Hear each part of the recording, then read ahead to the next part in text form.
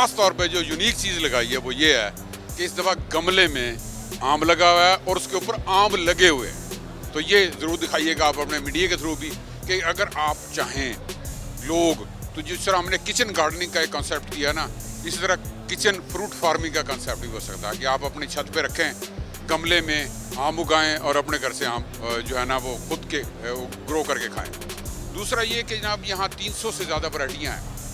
बच्चे देखें, बड़े देखें, उसमें मुख्तलिफ जायके भी हैं, मुख्तलिफ साइज़ भी हैं, मुख्तलिफ कलर्स भी हैं। फिर यहाँ पे ग्रोअर्स आए हुए हैं, 50 से ज़्यादा ग्रोअर्स मुख्तलिफ जगह से आए हैं, उन्होंने अपने स्टॉल लगाए हैं। फिर यहाँ पे एग्रो इंडस्ट्री आई हुई है, मैंगो वैल्यू एडेड चीज़ें आई हुई हैं, तो उसको आके देखें। टॉप ऑफ ऑल यहाँ बच्चों के लिए भी, हर एक के लिए तफरी का मौका है, कुछ ना कुछ उसके लिए मौजूद है।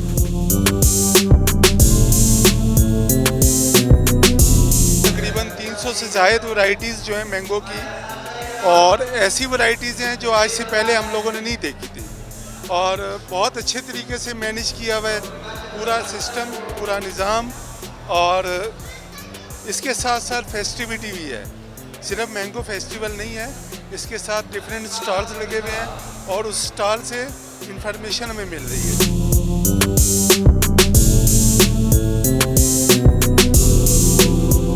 बच्चों में कैलोरीज चूँकि बहुत ज़्यादा वेस्ट होती हैं, बच्चों की कैलोरी जितना वो खेल कूद करते हैं उतनी कैलोरीज वेस्ट होती हैं। वो जितना आम इस्तेमाल करेंगे उनके लिए इसका कोई नुकसान नहीं है, बल्कि इसका फ़ायदा ही है। और बेसिकली मदर्स को चाहिए कि इस सीज़न में आम का ज़्यादा से ज़्यादा इस्तेमाल करें और अदर स्नैक्स वगैरह से परहेज़ करें।